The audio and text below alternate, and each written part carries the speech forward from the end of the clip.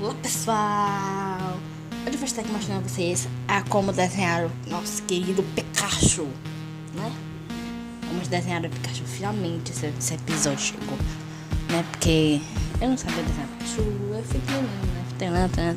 E pronto, acabou. Então vamos desenhar aqui o Pikachu rapidinho, né? Porque eu vou ter que sair 8 horas, aí não vai dar tempo de me arrumar. E minha mãe arrumar também, né? Então já fazer Pikachu logo rápido. E talvez hoje eu mostre a cara, hein? Talvez hoje eu bote a cara no sol.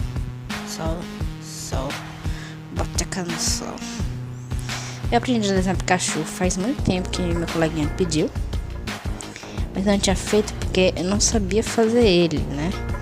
Não sabia fazer Pikachu. Eu também nunca tinha desenhado, né, Pikachu, porque o Pikachu é muito difícil de fazer. Certo? E aqui a gente faz a bolinha.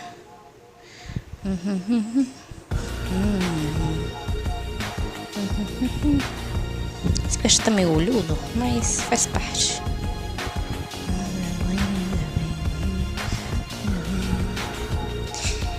Mas vai ser 2 em 1. Certo? Então vai ter outra coisa aí que eu não vou mostrar pra vocês agora. Tá bom? Faz aqui a mãozinha dele e depois a outra mãozinha dele.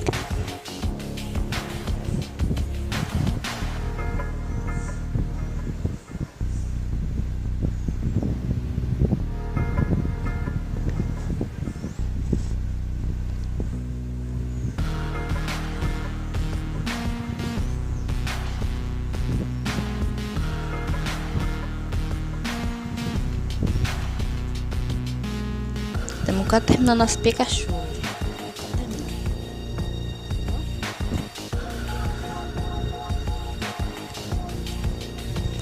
Aí faz assim. E pronto, é isso. Aí aqui vocês separam a cozinha. Vou fazer isso porque...